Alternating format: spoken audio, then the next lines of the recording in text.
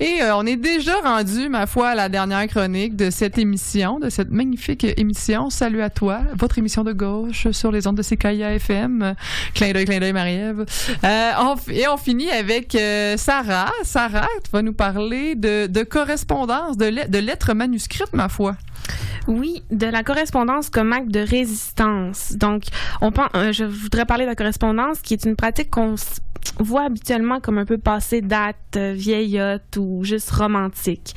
Mais écrire des lettres par le bon vieux système de la poste, ça peut être, à mon avis, un acte de résistance. Comment, vous me direz? Ma chronique va tourner autour de l'idée « Le message, c'est le médium », amené par le philosophe des médias Marshall McLuhan.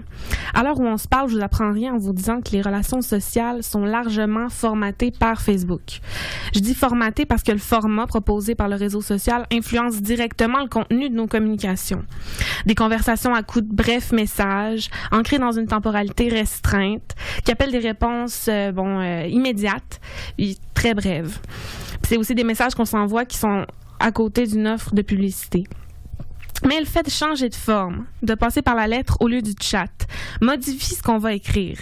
Et si je parle de résistance ici, c'est parce que je définis la résistance comme le fait de s'affranchir de certaines pratiques discursives. Puis avec la correspondance, on va écrire des lettres plus longues. On écrit quelque chose qui s'inscrit aussi dans la durée. Quand on écrit une lettre, on compose avec beaucoup d'incertitudes. On écrit, mais on n'envoie pas nécessairement tout de suite, ou on peut changer d'idée puis pas l'envoyer du tout.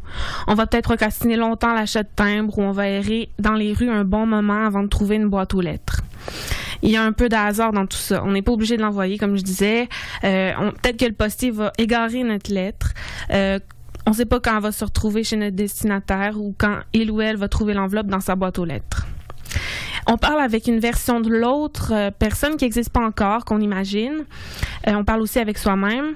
Et en s'adressant à l'autre, on essaie de se comprendre nous-mêmes.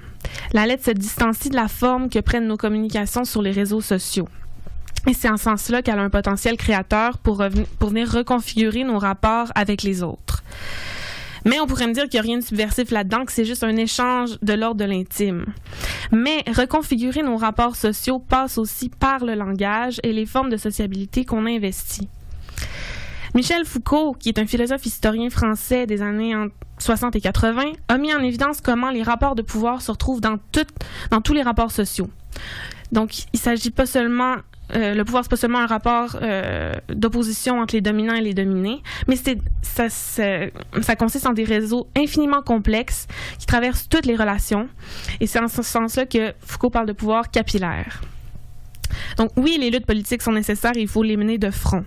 Mais aussi, à côté, un des espaces dans lesquels on peut exercer notre liberté, entre guillemets, c'est le pouvoir créateur qu'on a dans nos relations. Et la correspondance est à l'intersection entre deux aspects décisifs vers une nouvelle forme de vie politique au sens large. Le premier aspect vers la résistance, c'est que la correspondance ouvre la place à déjouer les codes ou les formes relationnelles attendues. Résister à un ordre discursif préétabli, formaté par Facebook, comme je le disais tantôt, ouvre la porte à tout un potentiel créateur. Dans une interview en 82, Foucault disait qu'après la libération sexuelle des années 70, il fallait créer, et je le cite, de nouvelles formes de vie, de rapports, d'amitié dans la société, l'art, la culture, de nouvelles formes qui s'instaureront à travers nos choix sexuels, éthiques et politiques. Nous devons non seulement nous défendre, mais aussi nous affirmer, et nous affirmer non seulement en tant qu'identité, mais en tant que force créatrice. La lettre a un potentiel créateur pour exercer de nouvelles formes de vie, de nouveaux rapports d'amitié. Le deuxième aspect de la lettre comme résistance, c'est qu'elle est une manière de se réapproprier le langage en se distançant des canaux idéologiques qui contraignent nos écritures, soit en 140 caractères ou dans la brièveté, dans l'instantanéité. La lettre est une forme qui existe déjà, c'est une pratique ancienne, oui, mais l'utiliser aujourd'hui, alors qu'elle est en perdition, suppose de déstabiliser nos attentes et la communication à laquelle on est habitué. Ce qui ne manquera pas, je l'espère, de déplacer les significations figées et échapper aux formules toutes faites. Car beaucoup de philosophes l'ont montré, les idéologies se construisent dans le discours. L'écriture peut aussi se montrer un levier pour redistribuer l'ordre du langage, travailler la langue et l'amener, on l'espère, à déjouer les idéologies. La correspondance serait donc une déterritorialisation pour Deleuze et je le cite ici dans l'anti-Oedipe, se déterritorialiser, c'est quitter une habitude, une sédentarité.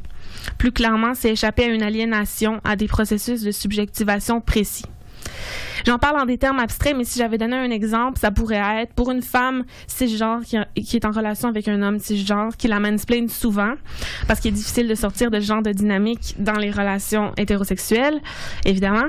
Lui écrire une longue lettre, ça pourrait permettre d'inverser le rapport habituel. Ce serait une forme de prise de parole pour faire bouger l'habitude, puis s'affranchir de certaines pratiques discursives, donc résister à la domination de la parole par le masculin. Ça permettrait aussi de brûler la lettre de mansplaining. Ouais, c'est ça.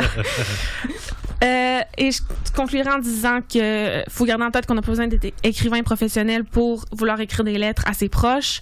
Faut sortir de la culture de la performance, et ça fait du bien de s'asseoir et d'écrire à quelqu'un qu'on aime, tout simplement.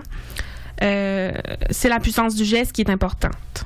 Je terminerai en utilisant l'image du chemin plutôt que la route. Donc, l'importance, c'est comme d'écrire une lettre, c'est comme un chemin fait d'errance, de bifurcation, on se promène, on peut revenir sur nos pas, plutôt que la route qui est une voie entre un point A et un point B. Donc, dans l'espace de l'écriture, tous les chemins sont permis.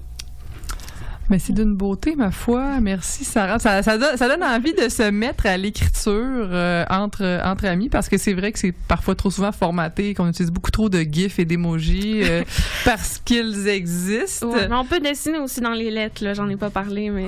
Mais là, ça serait beaucoup plus créateur que reprendre le gif ou l'émoji qu'on nous impose dans notre petite fenêtre. Exact. Bien, merci beaucoup, Sarah. C'était la dernière chronique.